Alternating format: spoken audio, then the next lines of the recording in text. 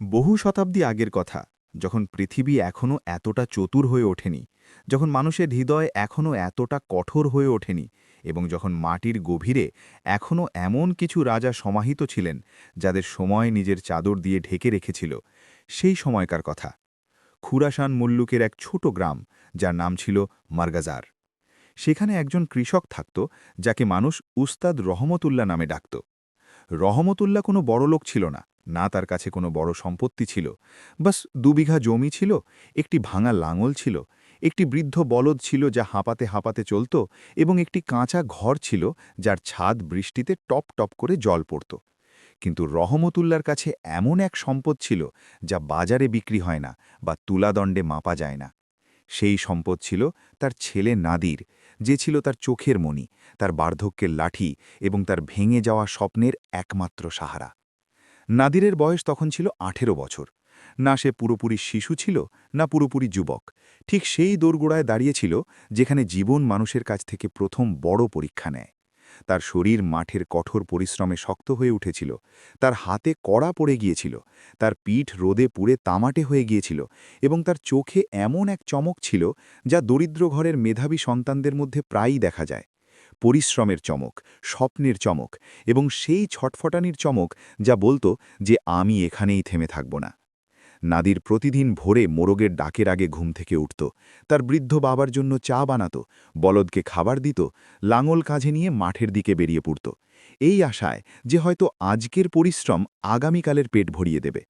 মার্গাজার গ্রামটি ৩ দিক থেকে পাহাড়ে ঘেরা ছিল, এবং এক পাশ দিয়ে একটি ছোট খাল বয়ে যেত, যার জল গ্রীষ্মকালে এতটাই কমে যেত যে মাঠগুলো তৃষ্ণার্ত থেকে যেত। গ্রামে প্রায় ৫০টি ঘর ছিল, সবই একই রকম: মাটির দেওয়াল, খড়ের ছাদ, উঠোনে একটি নিম গাছ এবং দরজায় বসে থাকা দুঃখ। বেশিরভাগ মানুষই কৃষক ছিল, কিছু মজুর ছিল, এবং ২-৩টি ঘর এমন ছিল যারা কোনোভাবে কিছুটা জমি জমিয়ে নিয়েছিল এবং যারা গ্রামের বাকিদের থেকে উঁচু গলায় কথা বলত। রহমতুল্লার পরিবার সেই দরিদ্রদের মধ্যেই ছিল, যারা প্রতি বছর ঘাম ঝরাত এবং প্রতি বছর ঋণে ডুবে যেত। ফসল ভালো হলে মহাজনের ঋণ শোধ হতো, আর ফসল খারাপ হলে পরের বছরের ঋণ বেড়ে যেত। এটাই ছিল চক্র, এটাই ছিল জীবন। সেই বছর বৃষ্টি খুব কম হয়েছিল। আকাশ যেন মুখ ফিরিয়ে নিয়েছিল। মেঘ আসত, কিন্তু বৃষ্টি হতো না। মাটির মাটি এতটাই শক্ত হয়ে গিয়েছিল যেন কেউ তাকে চুল্লিতে পুড়িয়েছে। বড় বড় ফাটল ধরে গিয়েছিল মাটিতে, যেন পৃথিবী নিজেই কাঁদছে এবং তার চোখের জল শুকিয়ে গিয়েছে। বৃদ্ধ রহমতুল্লাহ যে বীজ বুনেছিল তা আধপোড়া হয়ে জন্মানো হলুদ হয়ে গেল, আর কিছু তো জন্মালই না। বৃদ্ধ রহমতুল্লার পিঠ তখন খুব ব্যথা করত। বয়সের ভার এবং পরিশ্রমের মার ছিল আলাদা। তিনি প্রায়ই খাটে শুয়ে থাকতেন, আর নাদির একাই পুরো মাঠের বোঝা বইত। এক সকাল, আর সেই সকালটি ছিল এমন যেন ঈশ্বর তাকে বিশেষ কোনো উদ্দেশ্যের জন্য তৈরি করেছেন। নাদির মাঠের সেই কোণে লাঙল চালাচ্ছিল, যা বহু বছর ধরে অনাবাদি পড়েছিল। সেই কোণে কেউ চাষ করত না, কারণ সেখানকার মাটি ছিল শক্ত ও পাথুরে, এবং বড়দের বক্তব্য ছিল যে সেই জমির ভেতরে অদ্ভুত কিছু আছে। সেখানে ঘাসও ঠিকমতো জন্মাত না, ফসলও হতো না। কিন্তু নাদির সেদিন অভাবের তাড়নায় সেই কোণটির দিকেই এগোল। বলদ জোর লাগালো, লাঙল গভীরে ঢুকল, এবং হঠাৎ ঠক করে একটা শব্দ হলো, এক ভারী ঝনঝনানি আওয়াজ, যেন লোহা অন্য কোনো জিনিসের সাথে ধাক্কা খেয়েছে। নাদির বলদ থামালো, ঝুঁকে দেখল মাটির নিচে কিছু একটা আছে। সে হাত দিয়ে মাটি সরাতে শুরু করল, আর যেমন যেমন মাটি সরতে লাগল, তেমনি একটি জিনিস প্রকাশ পেল যা সে আগে কখনো দেখেনি। সেটা ছিল একটি সুরাহি বা কলস, কিন্তু এমন সুরাহি নয় যা বাজারে পাওয়া যায়। সেই সুরাহি হয়তো কোনো প্রাচীন আমলের ছিল। তার রং ছিল তামাটে, কিন্তু তাতে সোনার আভাসও ছিল। তার ওপর খোদাই করা ছিল কিছু নকশা, এবং এমন কোনো ভাষায় কিছু লেখা ছিল যা নাদির পড়তে পারছিল না। তার মুখটি একটি মোটা মোহর দিয়ে বন্ধ ছিল, যার ওপর কোনো চিহ্ন খোদাই করা। আর সবচেয়ে অদ্ভুত ব্যাপার হলো, সেই সুরাহির চারপাশের মাটি পুড়ে কালো হয়ে গিয়েছিল, যেন বহু শতাব্দী আগে সেখানে আগুন লেগেছিল। নাদিরের মনে এক তোলপাড় সৃষ্টি হলো। সে এদিক ওদিক তাকালো, মাঠে কেউ ছিল না। সে সেই সুরাহিটি তুলে নিল। সেটি ততটা ভারী ছিল না যতটা দেখতে মনে হচ্ছিল, কিন্তু তার থেকে এক অদ্ভুত উষ্ণতা আসছিল, এমন এক উত্তাপ যা রোদের নয়, আগুনের নয়, বরং অন্য কোনো কিছুর। সে সুরাহিটি কানে ঠেকালো, ভেতর থেকে হালকা শব্দ আসছিল, যেন দূর থেকে হাওয়া বইছে অথবা কেউ গভীর শ্বাস নিচ্ছে। নাদির সেই মোহরটি স্পর্শ করল, এবং যেমনই তার আঙুল মোহরে পড়ল, সুরাহিটি কেঁপে উঠল। হালকা কেঁপেছিল, কিন্তু কেঁপেছিল ঠিকই। নাদির ভয় পেল।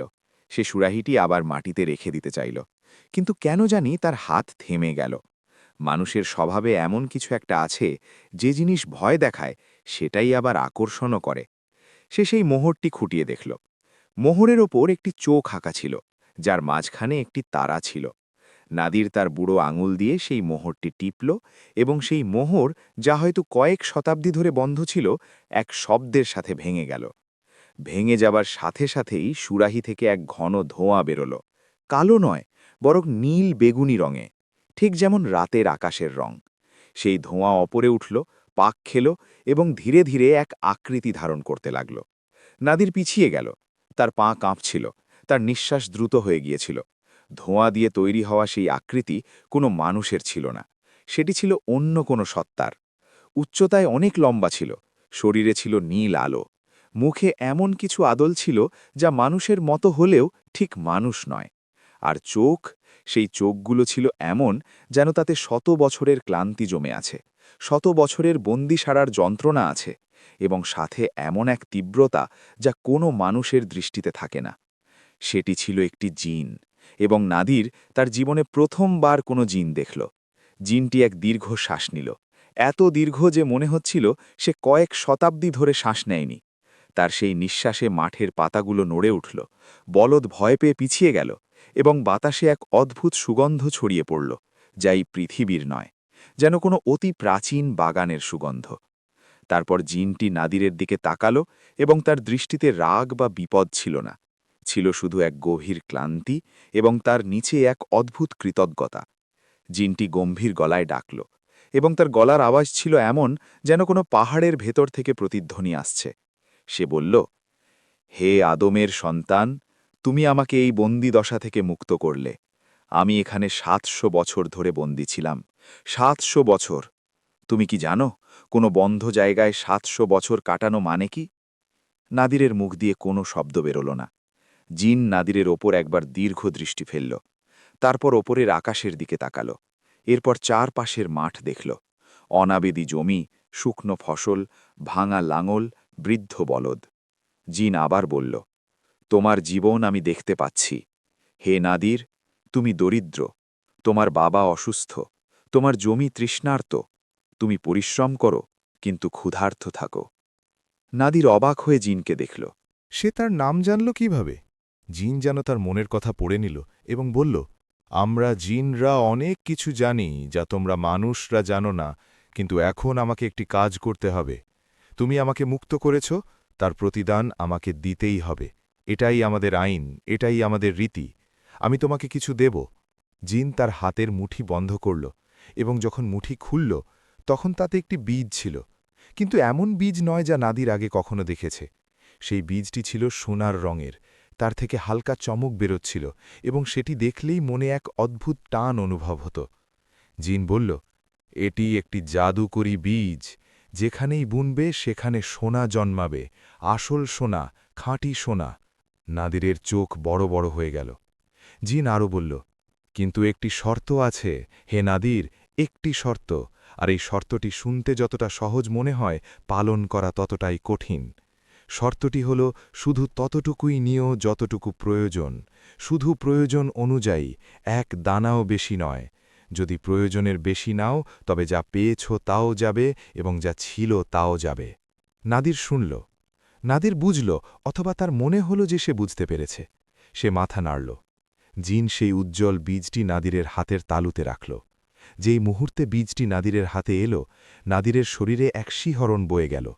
এমন এক শিহরণ যা ঠান্ডা নয়, বরং জেগে ওঠার মতো, যেন শরীরের প্রতিটি অংশ হঠাৎ সতর্ক হয়ে গিয়েছে। জিন বলল, মনে রেখো নাদির, মানুষের সবচেয়ে পুরনো শত্রু হল লোভ, আর এই শত্রু বাইরে থেকে আসে না, এটি ভেতর থেকে আসে। এবং তারপর জিনের শরীর আবার ধোঁয়ায় পরিণত হতে লাগল। নীল বেগুনি ধোঁয়া ওপরে উঠল, বাতাসে মিশে গেল, এবং অদৃশ্য হয়ে গেল। মাঠে শুধু নাদির রয়ে গেল, তার হাতে একটি সোনার বীজ, আর তার মনে এক তুফান। নাদির অনেকক্ষণ সেখানেই দাঁড়িয়ে থাকল।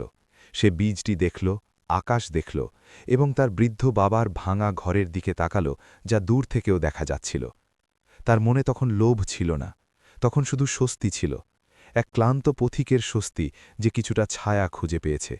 সে ভাবল, ব্যাস সামান্য কিছু শোনা, বাবার ঋণ শোধ হয়ে যাক, ছাদটা ঠিক হয়ে যাক, খাবারের ব্যবস্থা হয়ে যাক, ব্যাস এটুকুই যথেষ্ট। সে মাঠের একটি ছোট কোণে সেই বীজটি বুনল। 1 হাত পরিমাণ জমি, মাত্র 1 হাত। সেই রাতে নাদির ঘুমাতে পারল না। সে বারবার সেই কোণটির দিকে তাকাচ্ছিল যেখানে সে বীজ বুনেছিল। রাতের অন্ধকারে সেই জায়গাটি হালকা হালকা চমকাচ্ছিল, এক সোনালি আলো, খুব মৃদু, যেন কেউ সেখানে একটি প্রদীপ রেখেছে। নাদির সেই আলোতেই দেখল এবং তার মন বলল যে এটি বাস্তবতা, সত্য, স্বপ্ন নয়। পরদিন সকালে যখন সে উঠল এবং সেই কোণটির দিকে গেল, তখন যা দেখল তাতে তার চোখে জল এসে গেল। যেখানে সে বীজ বুনেছিল সেখানে একটি ছোট চারা গাছ জন্মেছে, কিন্তু সেই গাছটি মাটির নয়। তার পাতাগুলো সোনার ছিল, তার ডালগুলো সোনার ছিল এবং তার শিকড়ের কাছে কিছু সোনার পিণ্ড ছিল যা মাটির বাইরে বেরিয়ে আসছিল। নাদির কাঁপতে কাঁপতে একটি পিণ্ড তুলে নিল। সেটা খাঁটি সোনা ছিল, আসল, ভারী, উজ্জ্বল। সে চোখের জল মুছল। সে তার বাবার কাছে ছুটে গেল। রহমতুল্লাহ খাটে শুয়েছিলেন। নাদির সেই সোনার পিণ্ডটি তার হাতে রাখল। বৃদ্ধ রহমতুল্লাহ চোখ খুললেন, দেখলেন এবং তার চোখও ভিজে উঠল। তিনি জিজ্ঞেস করলেন, এটা কোত্থেকে এলো? নাদির সব বলল, জিনের কথা, বীজের কথা, শর্তের কথা। রহমতুল্লাহ অনেকক্ষণ চুপ করে থাকলেন। তারপর তিনি বললেন, বাবা, জিন যে শর্তটি বলেছে সেটা মনে রেখো। প্রয়োজন এবং লোভের মধ্যে মাত্র 1 কদম দূরত্ব থাকে, সেই কদমটি ফেলো না। নাদির বলল, আব্বা, আমি এমনটা করব না, ব্যাস এটুকুই যথেষ্ট। আর সেই সময় নাদির সত্যি বলছিল, সেই সময় তার মনের সত্যিই লোভ ছিল না। পরের কয়েক সপ্তাহে নাদির সেই 1 হাত জমি থেকেই অল্প অল্প করে সোনা নিল। সে বাবার ঋণ শোধ করল, ছাদ ঠিক করালো, ঘরে খাবারের ব্যবস্থা হল, রহমতুল্লার ওষুধের বন্দোবস্ত হল। গ্রামে যারা গরিব ছিল, নাদির তাদের মধ্যে কিছু মানুষের সাহায্যও করল। কারো ঋণ শোধ করে দিল, কারো মেয়ের বিয়েতে কিছু দিল। মানুষ অবাক ছিল, রহমতুল্লার ঘরে এত টাকা কোত্থেকে এলো? নাদির বলতো, আল্লাহর রহমত, আর মানুষ সেটা মেনে নিত। সেই দিনগুলোতে নাদির খুশি ছিল, সত্যিই খুশি ছিল। জিনের শর্ত তার মনে ছিল এবং সে তা মেনে চলত। সে সেই 1 হাত জমির কাছে যেত, সামান্য সোনা নিত এবং ফিরে আসত। কিন্তু তারপর একদিন কিছু একটা ঘটল যা সেই খুশিতে প্রথম ফাটল ধরাল। আর সেই ফাটল এতটাই সূক্ষ্ম ছিল যে নাদির তা দেখতেই পেল না। গ্রামে এক বড় জমিদার ছিল, হাজি আসাদুল্লাহ। সে নাদিরের উন্নতি দেখল এবং তার মনে কোনো আনন্দ ছিল না, না হিংসে ছিল, বরং ছিল একটি প্রশ্ন। একদিন হাজি আসাদুল্লাহ নাদিরের কাছে এলো এবং বলতে লাগল, নাদির, শুনলাম তুমি অমুক জমিদারের জমি কেনার ইচ্ছা করেছ। নাদির বলল, না, আমার এমন কোনো ইচ্ছা নেই। হাজি আসাদুল্লাহ বলল, কিনে নাও, জমি থাকলে তবেই সম্মান হয়। এই গ্রামে জমির মালিকরাই বড় হয়, আর ভূমিহীনরা ছোট। নাদির সেই সময় কথাটি এড়িয়ে গেল, কিন্তু সেই কথাটি তার মনে বসে গেল। কিছুদিন পর তার মা, যিনি পাশের গ্রামের ছিলেন, বললেন, নাদির, তোমার চাচার ছেলে শহরে দোকান খুলেছে, তুমিও বড় কিছু করো। এই জমিদারি আর চাষবাস তো তোমার বাবাও করেছে, দাদাও করেছে, আর কতদিন? এই কথাটিও নাদিরের মনে বসে গেল। এবং তারপর আরেকটি ঘটনা ঘটল। গ্রামের একটি ছেলে, যার নাম সালমান ছিল, নাদিরের জন্য একটি সুন্দরী মেয়ের বিয়ের সম্বন্ধ আনার চেষ্টা করল। আর মেয়ের বাবা বলল, ছেলে তো ঠিক আছে, কিন্তু তেমন সম্পত্তি তো নেই। এই কথাটি নাদিরের বুকে তীরের মতো বিঁধল। আর সেই রাতে নাদির মাঠে গেল। অন্ধকারে সেই 1 হাত জমির কাছে বসল, সেই সোনার গাছটিকে দেখল এবং ভাবল। সে ভাবল, যদি এই বীজ 2 হাত জমিতে বুনি তবে দ্বিগুণ সোনা হবে। দ্বিগুণ সোনা হলে দ্বিগুণ সম্মান হবে, দ্বিগুণ সম্মান হলে জীবন আরও ভালো হবে। জিন বলেছিল, প্রয়োজনের বেশি নিও না, কিন্তু এটাও কি প্রয়োজন নয়? সম্মানও তো প্রয়োজন, সম্পর্ক প্রয়োজন, ভবিষ্যৎ প্রয়োজন। মানুষ যখন কোনো ভুল কাজ করার ইচ্ছা করে, তখন প্রথমে সে সেটাকে ভুল বলে মানে, তারপর সে সেটার পক্ষে যুক্তি খোঁজে, আর যখন যুক্তি পেয়ে যায় তখন সে সেই ভুল কাজটিকে সঠিক বলে মনে করে নিতে থাকে। নাদিরের সাথেও এটাই হলো। সে সেই রাতে মাঠের আরেক কোণে বীজের কিছুটা মাটি নিয়ে বুনে দিল এবং তারপর নিজেকে বলল, ব্যাস এটুকুই, আর এটুকুই যথেষ্ট। কিন্তু ব্যাস এটুকুই এই দুটি শব্দ লোভের ভাষায় সবচেয়ে বেশি বলা হয় এবং এর কোনো শেষ নেই। সেই রাতে নাদির যখন বাড়ি ফিরল তখন তার পায়ে এক অদ্ভুত হালকা ভাব ছিল, যেন কেউ তার কাঁধ থেকে বোঝা নামিয়ে দিয়েছে। কিন্তু সেই বোঝা নামেনি, বরং সেটি আরও ভারী হওয়ার প্রস্তুতি নিচ্ছিল। শুধু তখন তার অনুভব হয়নি। মানুষ যখন ভুল করে তখন সেই রাতে তার ঘুম খুব ভালো হয়, কারণ সে যা চেয়েছে তা করে ফেলেছে এবং যা হওয়ার তা এখনও হয়নি। নাদিরও সেই রাতে গভীর ঘুমে আচ্ছন্ন হল। সকালে উঠেই সবার আগে মাঠের দিকে ছুটল। দ্বিতীয় জায়গায় বোনা মাটিতেও সেই সোনালি চমক ছিল। সেখানেও একটি ছোট সোনার চারা জন্মেছে। নাদিরের চোখ উজ্জ্বল হয়ে উঠল। সে ভাবল, দেখো, খারাপ কিছু তো হলো না। জিন ভয় দেখিয়েছিল, কিন্তু কিছু ঘটেনি। দুই জায়গায় বুনেছি, তাই দুই জায়গায় জন্মেছে। ঠিক এটাই ছিল সেই মুহূর্ত যখন নাদিরের মনে প্রথমবার লোভ শিকড় ছড়াল। এই জন্য নয় যে সে কিছু ভুল করেছে এবং শাস্তি পায়নি, বরং এই জন্য যে সে ভুল করেছে এবং তার মনে হয়েছে যে কাজটা ভুল ছিলই না। পরের সপ্তাহে সে আরও ৩টি জায়গায় বুনল, তারপর ৫টি জায়গায়, তারপর ১০টি জায়গায়, এবং প্রতিবার সে নিজের মনকে এক নতুন যুক্তি দিল। আরও একটু চাই, আব্বার ওষুধ দামি। গ্রামের মানুষ আমাদের দেখে হাসত, এখন আর হাসবে না। ওই উত্তর দিকের টিলার পাশের জমিটা কিনতে হবে। আম্মার ইচ্ছা ছিল ঘরে একটা ভালো দরজা হোক। যুক্তি কখনো শেষ হয় না, কারণ যুক্তি হৃদয় থেকে আসে না, সেটি লোভ থেকে আসে, এবং লোভের পেট কখনো ভরে না। ১ মাসের মধ্যে নাদির তার মাঠের অর্ধেক অংশে সেই মাটি ছড়িয়ে দিল, এবং যেখানে যেখানে সেই মাটি পড়ল সেখানে সেখানে সোনার গাছ জন্মে গেল। মাঠের সেই অংশটি এখন এমন দেখাতো যেন কেউ জমিতে সোনা বিছিয়ে দিয়েছে। সকালের রোদে সেই মাঠ এমন চমকাতো যেন তাতে আগুন লেগেছে। নাদির সেই চমক দেখত আর তার মন মেতে উঠত। সে একের পর এক সোনার পিণ্ড ছিঁড়ল, সেগুলোকে কাপড়ে বাঁধল এবং ঘরের এক কোণে লুকিয়ে রাখতে লাগল। এখন ঘরে সম্পদ ছিল, আসল সম্পদ। রহমতুল্লার ওষুধের ব্যবস্থা ছিল, খাওয়ার টেবিলে খাবার ছিল, ঘরের ছাদ নতুন ছিল, দরজাও নতুন ছিল। গ্রামের মানুষ এখন রহমতুল্লার বাড়িকে অন্য চোখে দেখত। যে হাজি আস্তুল্লাহ আগে নাদিরকে পাত্তা দিত না, এখন সে নিজে এসে তার বাড়িতে বসত। যে মেয়ের বাবা বিয়েতে ইতস্তত করেছিল, সে নিজে বিয়ের প্রস্তাব পাঠালো। নাদিরের এসব খুব ভালো লাগত এবং এই ভালো লাগা তাকে আরও সামনে ঠেলে দিত। কিন্তু একদিন কিছু একটা ঘটল যা নাদিরকে প্রথমবার থামানোর চেষ্টা করল। সে মাঠে ছিল যখন হঠাৎ বাতাস বদলে গেল। আকাশ পরিষ্কার ছিল, মেঘ ছিল না, কিন্তু এক ঠান্ডা হাওয়া বইল যা সেই ঋতুতে বয় না। আর সেই ঠান্ডা হাওয়ার সাথে একটি আওয়াজ এলো, মৃদু, দূর থেকে আসা, কিন্তু নাদিরের কানে একদম পরিষ্কার পৌঁছালো। আওয়াজটি জিনের ছিল। সে বলল, নাদির, থামো। নাদিরের হাত থেমে গেল। সে এদিক ওদিক তাকালো। জিন কোথাও নেই, শুধু আওয়াজ ছিল। জিন আবার বলল, তুমি শর্ত ভেঙেছ। আমি বলেছিলাম শুধু প্রয়োজন অনুযায়ী। তোমার প্রয়োজন কি এতই বড়? নাদিরের মনে এক মুহূর্তের জন্য লজ্জা এলো, আসল লজ্জা, যা তপ্ত হয় এবং গলায় আটকে যায়। কিন্তু সেই লজ্জা এক মুহূর্তের বেশি স্থায়ী হল না। নাদির নিজের মনে বলল, এখন তো সামান্যই হয়েছে, একবার জমিটা কিনে নি, তারপর থেমে যাব। সে উঠল এবং সেই দিন আরও সোনা ছিঁড়ল। জিনের আওয়াজ স্তব্ধ হয়ে গেল। যখন মানুষ শুনতে চায় না, তখন আকাশও চুপ হয়ে যায়। এই জন্য নয় যে সে পরোয়া করে না, বরং এই জন্য যে সে জানে যে মানুষ শুনতে চায় না, তাকে এখন শুধু সময়ই শেখাবে, শব্দ নয়। এবং তারপর সেই দিন এলো যার কথা নাদির কল্পনাও করেনি। সকালবেলা নাদির মাঠে সোনা তুলছিল, যখন সে দেখল গ্রামের দিক থেকে ধুলো উঠছে। প্রথমে তার মনে হলো কোনো কাফেলা আসছে, কিন্তু যখন সেই ধুলো কাছে এলো তখন তাতে ঘোড়ার খুঁড়ের শব্দ শোনা গেল।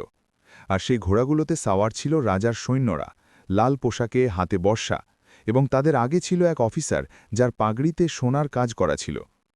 নাদিরের পা মাটিতে আটকে গেল। সৈন্যরা মাঠে ঢুকে পড়ল। অফিসার ঘোড়া থামাল। সোনার গাছে ভরা মাঠ দেখে তার চোখ কপালে উঠে গেল। সে নাদিরের দিকে তাকিয়ে বলল, এটি কি তোমার মাঠ? নাদির কাঁপতে কাঁপতে বলল, জি।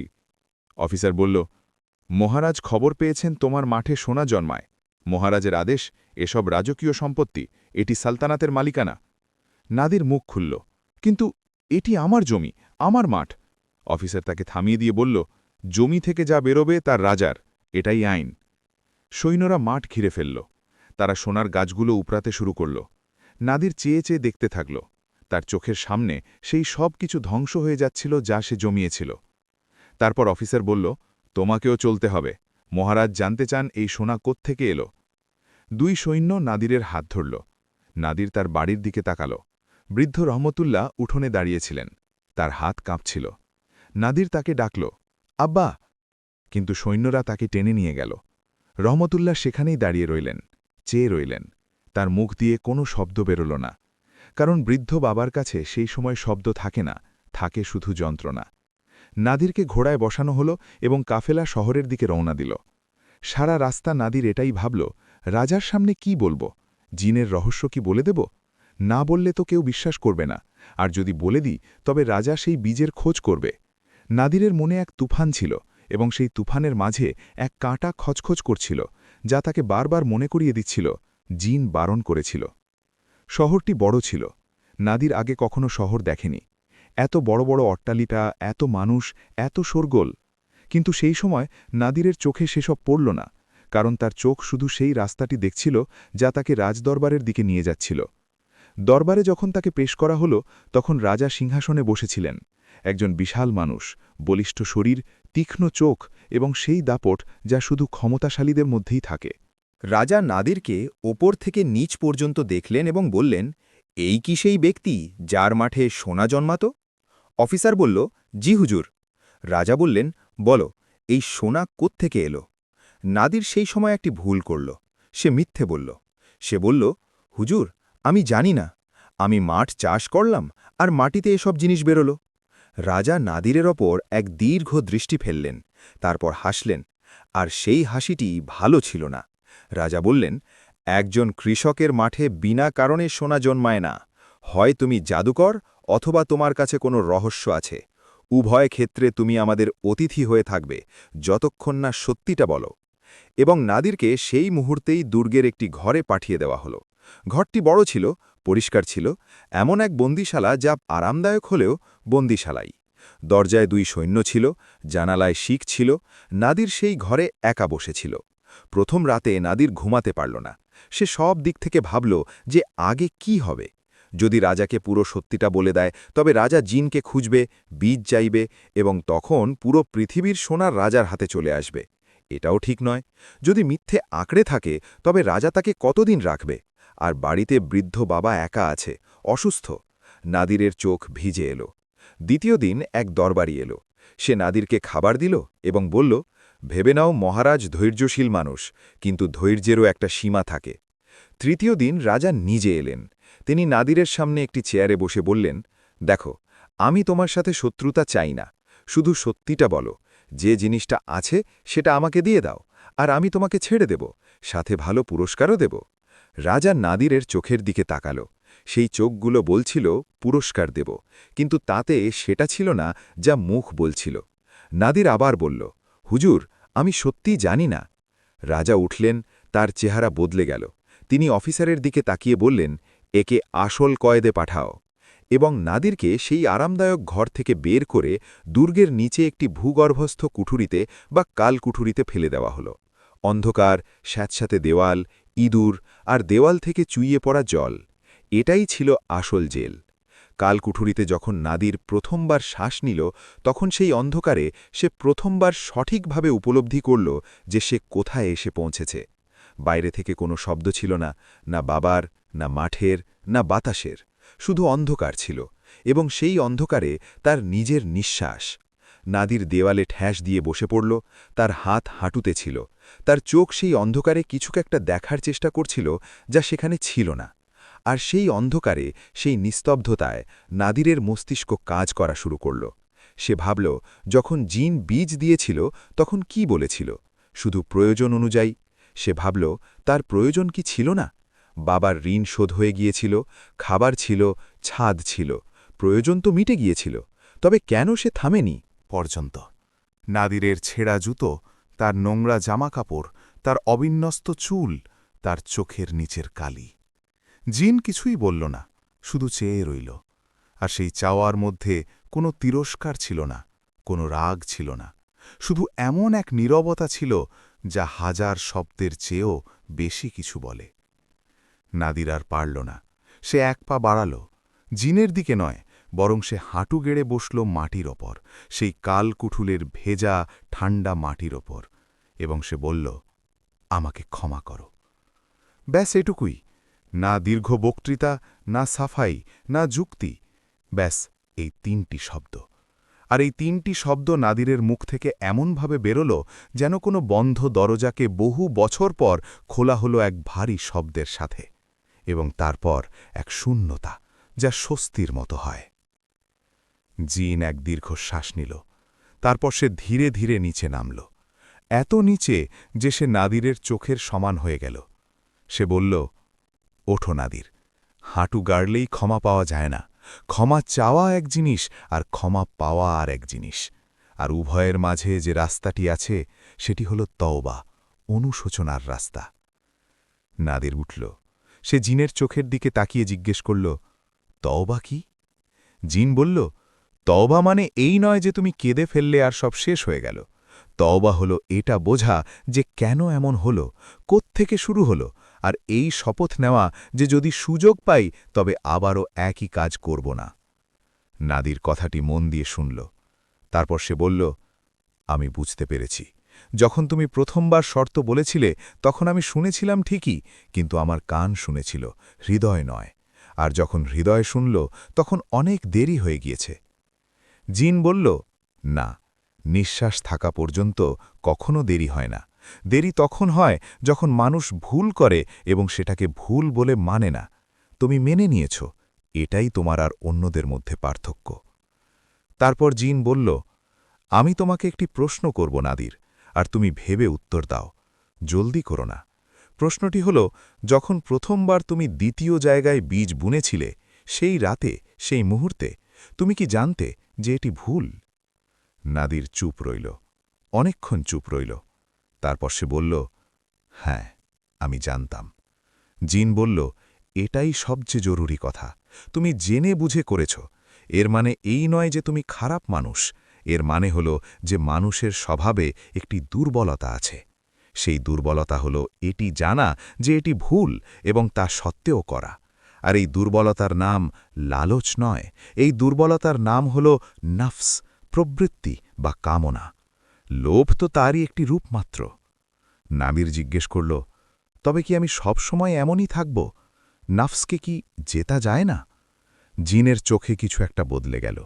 বিষাদের বদলে এক হালকা আলো এলো, যেন মেঘের মধ্যে একটি ফাটল খুলল এবং পেছন থেকে রোদ উঁকি দিল।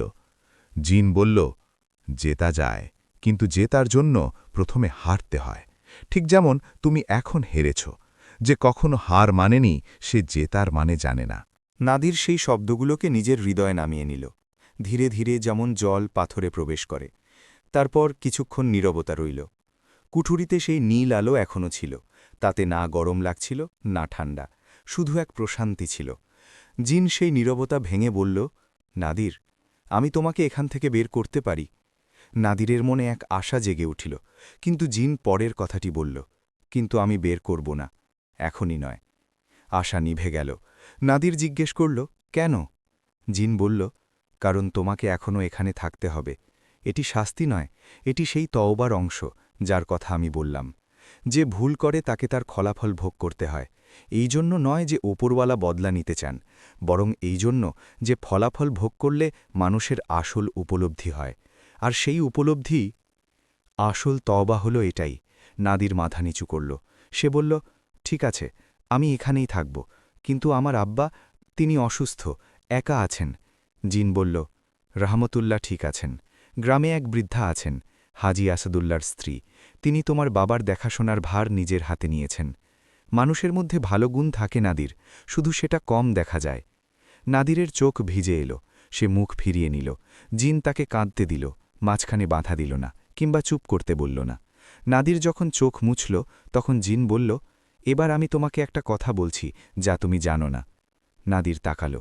জিন বলল, ওই বীজ যেটা আমি তোমাকে দিয়েছিলাম, ওটা আমার ছিল না। ওটা একটি আমানত ছিল, অনেক পুরনো আমানত, এমন এক আমানত যা শতাব্দীর পর শতাব্দী ধরে কোনো এক মানুষের জন্য রাখা হয়েছিল, এমন এক মানুষের জন্য যে ওটার সঠিক ব্যবহার করবে। আমাকে যখন ওই সুরাহিতে বন্দী করা হয়েছিল তখন আমাকে এই কাজই দেওয়া হয়েছিল, এই বীজ সঠিক মানুষের হাতে তুলে দেওয়া। নাদির অবাক হয়ে বলল, তাহলে কি আমি ভুল মানুষ ছিলাম? জিন বলল, না, তুমি ভুল মানুষ ছিলে না। তুমি অসম্পূর্ণ মানুষ ছিলে, আর প্রতিটি মানুষই অসম্পূর্ণ হয়। প্রশ্ন হল সে নিজের অভাব পূরণ করে কিনা। নাদির জিজ্ঞেস করল, আর সেই আমানত এখন কোথায়? আমি তো শর্ত ভেঙেছি, তাহলে কি সেই বীজও চলে গিয়েছে? জিন এক মুহূর্ত থেমে বলল, বীজ যায়নি। রাজার সৈন্যরা সোনার গাছগুলো উপড়েছে ঠিকই, কিন্তু বীজ তারা পায়নি। বীজ মাটিতেই আছে, তোমার মাঠের ভেতরে, ঠিক সেই জায়গায় যেখানে তুমি প্রথমবার বুনেছিলে। সেই এক হাত জমিতে বীজ এখনও আছে। নাদিরের হৃদয় কিছু একটা কেঁপে উঠল। জিন আরও বলল, কিন্তু তার আগে তোমাকে এখান থেকে বেরোতে হবে, আর বেরোনোর জন্য তোমাকে নিজেকেই কিছু করতে হবে। নাদির বলল, কি করতে হবে? জিন বলল, রাজার সামনে সত্যি বলতে হবে, পুরো সত্যি, জিনের কথা, বীজের কথা, শর্তের কথা, সব কিছু, কোনো লুকোছাপা নয়, কোনো সাফাই নয়, শুধু সত্যি। নাদির বলল, কিন্তু রাজা সত্যি শুনেও হয়তো বিশ্বাস করবেন না, তিনি হয়তো বলবেন এটা পাগলামি।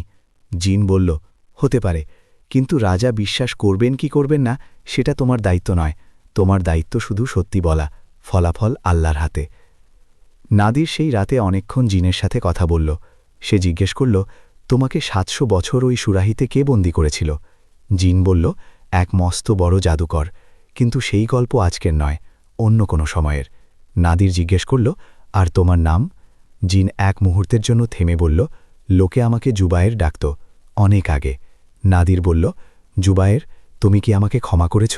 জুবায়ের বলল, ক্ষমা করা আমার হাতে নেই, যিনি তোমাকে সৃষ্টি করেছেন ক্ষমা তারই হাতে, তবে আমি তোমার পাশে আছি, এটুকুই আমি বলতে পারি। রাত ফুরিয়ে আসতে লাগল। নাদির বুঝতেই পারল না কখন সেই নীল আলো ফিকে হয়ে এলো। জুবায়েরের আকৃতি আবছা হতে লাগল। নাদির বলল, থামো। জুবায়ের বলল, আমি থাকব, যেখানে তুমি থাকবে আমি কাছেই থাকব, দেখা দিই বা না দিই, তবে একটা কথা মনে রেখো, কাল রাজা যখন জিজ্ঞেস করবেন তখন মিথ্যে বলো না, যাই হয়ে যাক। তারপর সেই নীল আলো নিভে গেল, কালকুঠুরি আবার অন্ধকারে ডুবে গেল। কিন্তু সেই অন্ধকার আগের মতো ছিল না, তার ভেতর থেকে সেই ভারী ভাবটা চলে গিয়েছিল। পরদিন সকালে যখন কালকুঠুরির দরজা খুলল এবং সৈন্য এলো, তখন নাদির বলল, আমাকে রাজার কাছে নিয়ে চলো, আমি সব বলবো। সৈন্য অবাক হয়ে থাকালো, এ তো সেই লোক যে কাল পর্যন্ত মুখ বন্ধ করেছিল। সৈন্য বলল, ঠিক আছে। নাদিরকে রাজদরবারে আনা হলো। রাজা সিংহাসনে ছিলেন, দরবারি আর উজিররা ছিল। নাদিরকে মাঝখানে দাঁড় করানো হলো। রাজা বললেন, বলো।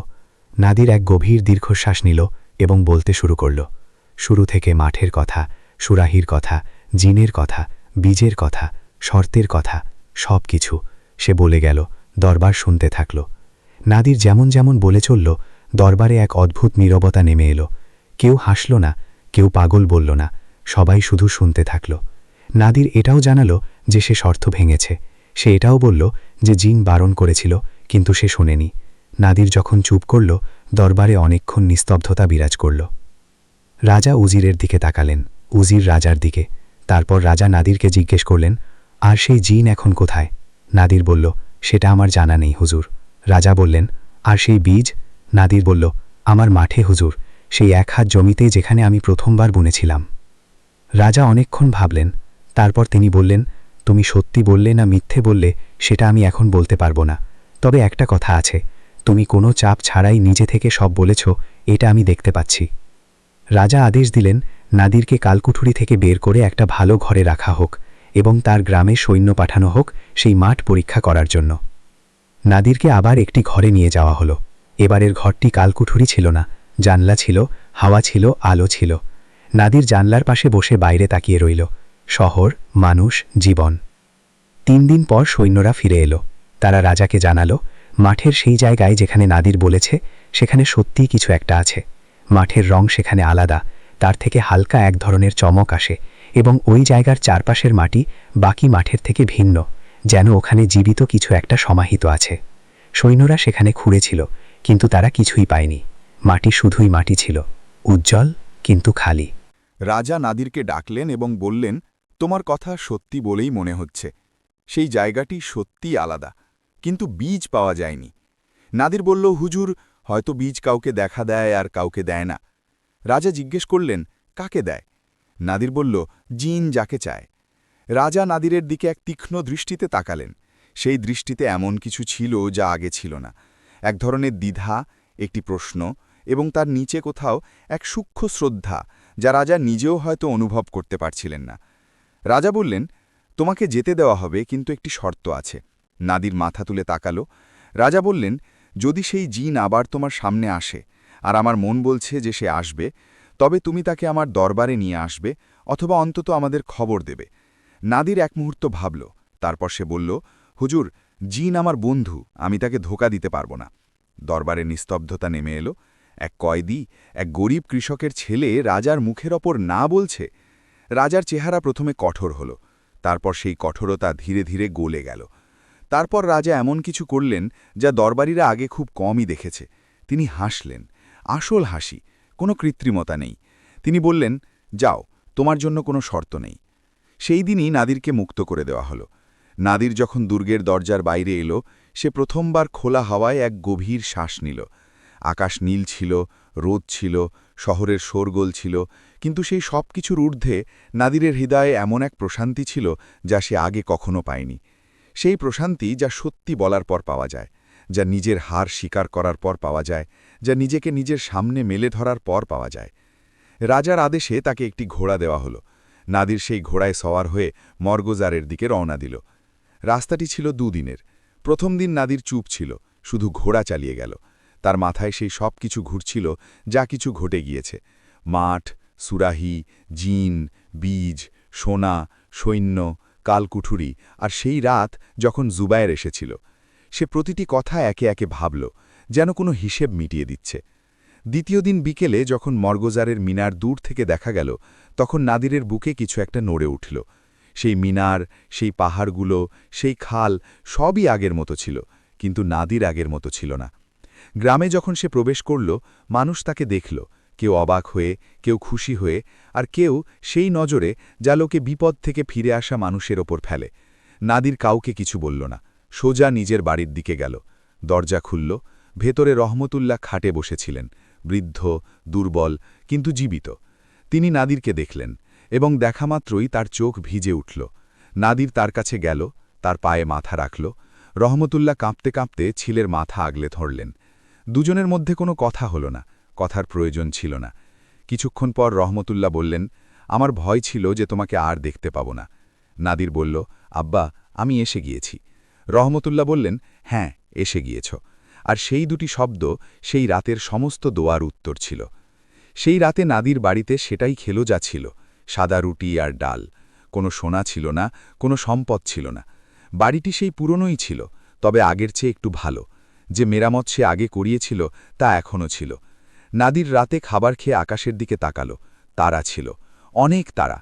তার মনে পড়ল ছোটবেলায় সে তার বাবার সাথে এই একই উঠোনে শুয়ে তারা গুনত।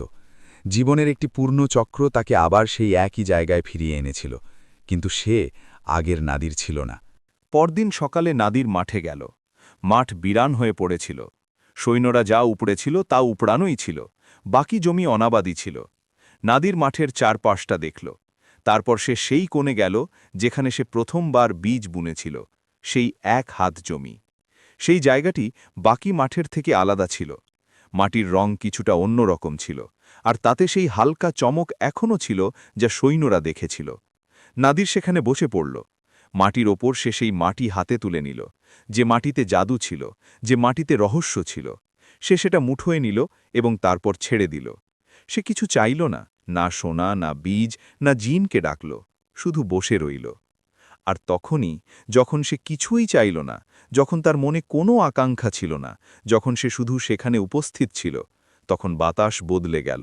সেই সুগন্ধ এলো, সেই নীল বেগুনি আলো, কিন্তু এবার দিনের আলোয়। আর দিনের আলোয় সেই আলো ধোঁয়ার মতো ছিল না, বরং জলের রঙের মতো ছিল, যা বাতাসে মিশে যাচ্ছিল। জুবায়ের আবির্ভূত হল। নাদির তাকে দেখল, কিন্তু উঠল না, শুধু বসে রইল। জুবায়েরও নাদিরের পাশে এসে বসল, মাটির ওপর ঠিক সেভাবেই বসল যেভাবে কোনো বন্ধু বসে। দুজনের মাঝে অনেকক্ষণ নীরবতা রইল। তারপর জুবায়ের বলল, তুমি বদলে গিয়েছ। নাদির বলল, হ্যাঁ। জুবায়ের বলল, আমি জানতাম। নাদির বলল, তুমি জানতে যে এই সব কিছু ঘটবে?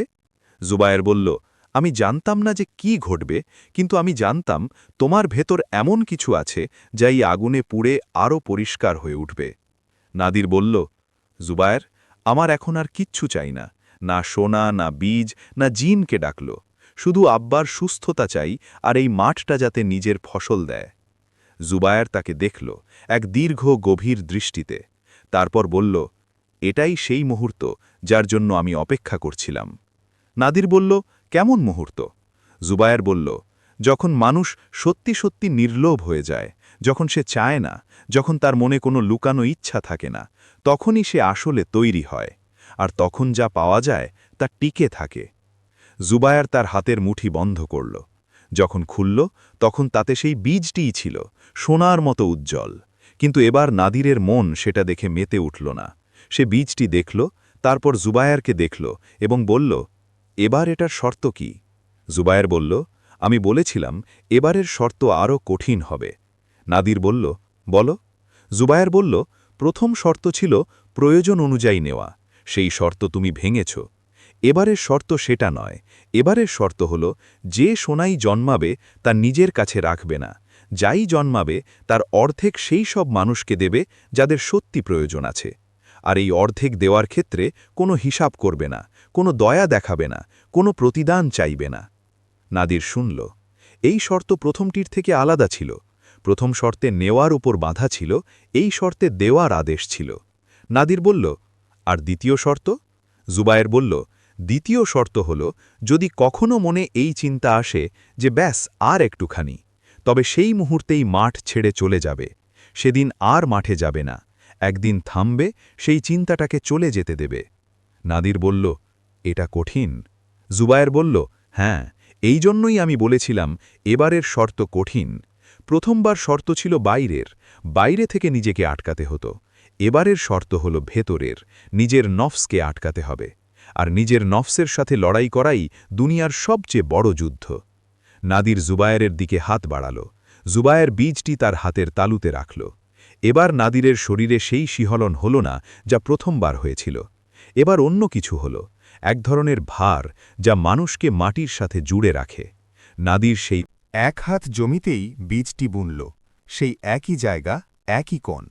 সে মাটি চাপা দিল, উঠল এবং পেছন ফিরে না তাকিয়ে বাড়ির দিকে রওনা দিল।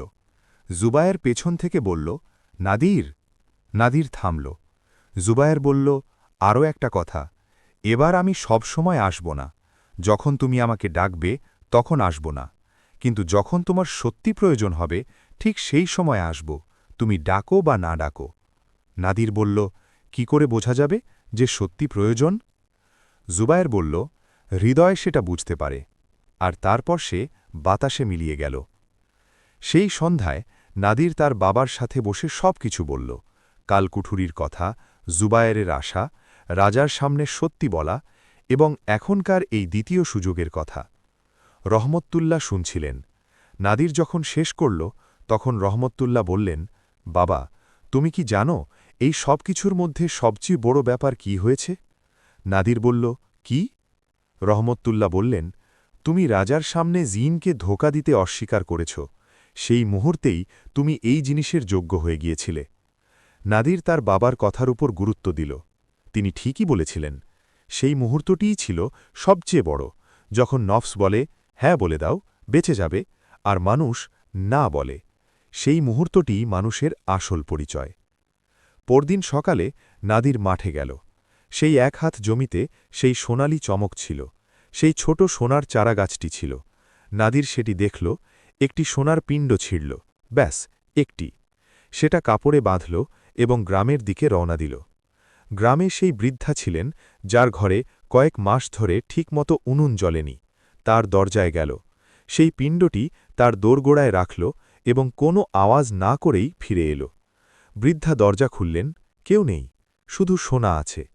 এটাই ছিল নাদিরের নতুন জীবনের প্রথম দিন। দিন কাটতে থাকল, সপ্তাহ পেরোল। নাদিরের রোজগার নিয়ম একই রকম রইল।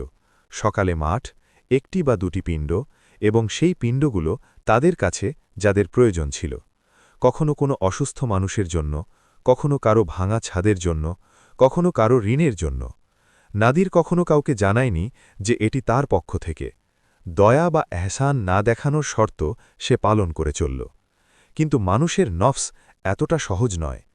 একদিন, হয়তো 2 মাস পর, নাদির মাঠে ছিল এবং তার মনে হল আরেকটি পিণ্ড কি নিতে পারি বাবার জন্য একটু ভালো ওষুধ আনতে হবে আর তখনই তার জুবায়েরের শর্ত মনে পড়ল সে সেই চিন্তাটাকে চিনতে পারল ব্যাস আর একটুখানি সেই পুরনো শত্রু নতুন বেশে নাদির সেদিন মাঠ ছেড়ে চলে এলো বাড়ি ফিরে বাবার পাশে বসে রইল বাবা জিজ্ঞেস করলেন আজ তাড়াতাড়ি চলে এলে নাদির বলল হ্যাঁ আব্বা আজ ব্যাস এটুকুই সেই রাতে নাদিরের ঘুম এলো না সেই চিন্তা বারবার আসতে থাকল ওষুধের প্রয়োজন একটি পিণ্ডে আর কি হতো কিন্তু নাদির প্রতিবার সেটাকে দূরে ঠেলে দিল সকাল হল সেই চিন্তা দুর্বল হয়ে গেল তৃতীয় দিনে সেই চিন্তাটি চলে গেল নাদির সেদিন মাঠে গেল সেই একটি পিণ্ডই নিল এবং সেদিনের পিণ্ডটি সে এমন একজনকে দিল যার সন্তান অসুস্থ ছিল এটাই ছিল লড়াই রোজকার লড়াই ভেতরের লড়াই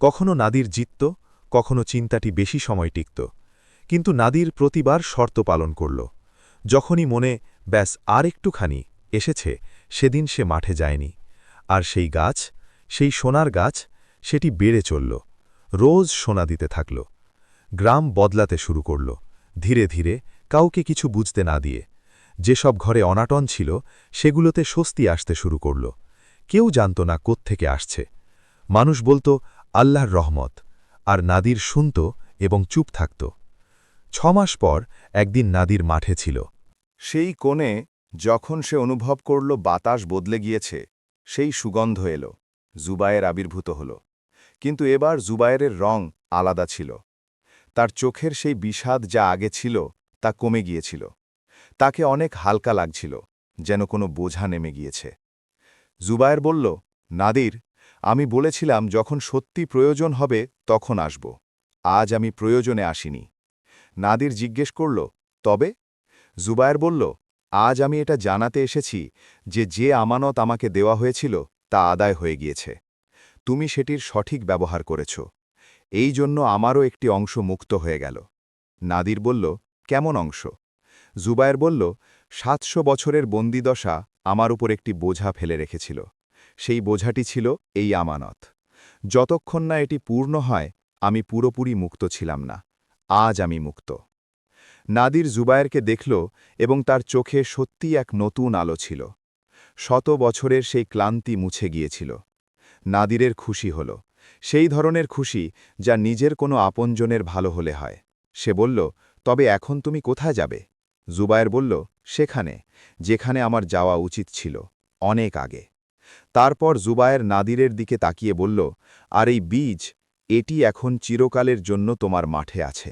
কিন্তু মনে রেখো এই বীজ তোমার সাথে থাকবে যতক্ষণ তুমি সেই শর্তে অটল থাকবে যেদিন শর্ত ভাঙবে বীজও চলে যাবে কিন্তু এবারের পর আর কোনো তৃতীয় সুযোগ হবে না নাদির বলল আমি জানি জুবায়ের বলল হ্যাঁ এবার আমার বিশ্বাস আছে আর এটাই প্রথমবার ছিল যখন জুবায়ের বিশ্বাস প্রকাশ করল নাদিরের হৃদয়ে সেই বিশ্বাসের ভার অনুভূত হল ভালো ভার যে ভার মানুষকে সোজা চলতে সাহায্য করে জুবায়েরের আকৃতি ধোঁয়ায় পরিণত হতে লাগল কিন্তু এবার সেই নীল বেগুনি ধোঁয়া ওপরে গেল না সেটি চারদিকে ছড়িয়ে পড়ল মাঠে বাতাসে এবং এক মুহূর্তের জন্য নাদিরের মনে হল পুরো মাঠ যেন সেই আলোয় স্নান করছে তারপর সব অদৃশ্য হয়ে গেল মাঠ সেখানেই ছিল রোদও ছিল কিন্তু সেই কোণে যেখানে বীজটি ছিল সেখান থেকে খুব হালকা একটি সোনালি চমক আসছিল আগে যেমন ছিল তেমনই কিন্তু একটু বেশি উষ্ণ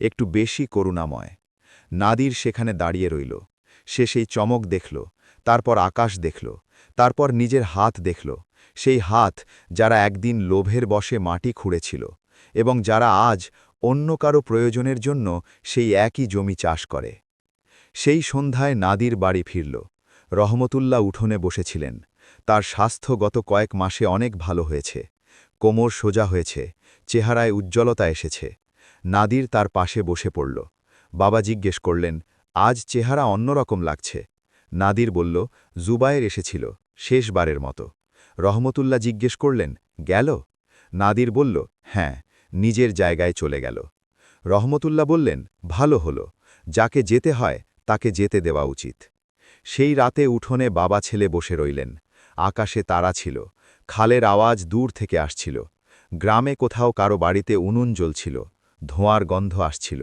রুটির গন্ধ। নাদির বলল, আব্বা, আমি একটা কথা শিখেছি। রহমতুল্লাহ বললেন, কি? নাদির বলল, প্রয়োজন এবং লোভের মধ্যে পার্থক্য শুধু একটি চিন্তার। ব্যাস, আর একটুখানি। যখন এই চিন্তা আসবে তখনই সেটাকে চিনে নিতে হবে। চিনে নেওয়াটাই হলো সবচেয়ে বড় লড়াই। রহমতুল্লাহ তার ছেলের দিকে তাকালেন। সেই ছেলেটি যে কয়েক মাস আগে এক গরিব ছটপট করা যুবক ছিল, আজ অন্য কিছু। সেই একই চেহারা, একই শরীর, কিন্তু ভেতর থেকে অন্যরকম। যেন আগুনে পোড়ানো লোহা। লোহাটাই আছে, কিন্তু এখন তা ইস্পাত। রহমতুল্লাহ বললেন, তুমি আমার চেয়েও ভালো শিখেছ। নাদির বলল, না আব্বা, আমি তোমার কাছ থেকেই শিখেছি। যেদিন তুমি বলেছিলে প্রয়োজন আর লোভের মধ্যে মাত্র এক কদম দূরত্ব থাকে, আমি সেই কদম ফেলেছিলাম, কিন্তু ফিরেও এসেছি। রহমতুল্লাহ হাসলেন। সেই হাসিতে বয়স ছিল, যন্ত্রণা ছিল, এবং তার ওপারে এক প্রশান্তি ছিল, যা একজন বাবা তখন পান যখন তিনি দেখেন তার ছেলে সত্যি সত্যি বড় হয়ে গিয়েছে। বয়সে নয়, সম্পদে নয়, বরং ভেতর থেকে। রাত গভীর হল, তারা চমকাতে থাকল, এবং মরগোজারের সেই ছোট গ্রামে রহমতুল্লার সেই কাঁচা বাড়ির উঠোনে দুই মানুষ বসে রইল। এক বৃদ্ধ যিনি জীবন দেখেছেন, এক যুবক যিনি জীবন বুঝেছেন। আর তাদের মাঝে কোনো কথা ছিল না। ব্যাস, সেই নীরবতা ছিল, যা শুধু সেই সব মানুষের মধ্যে থাকে যাদের একে অপরকে আর কিছু প্রমাণ করার নেই। মাঠে সেই এক হাত জমি চমকাতে থাকল, হালকা সোনালি, করুণাময়।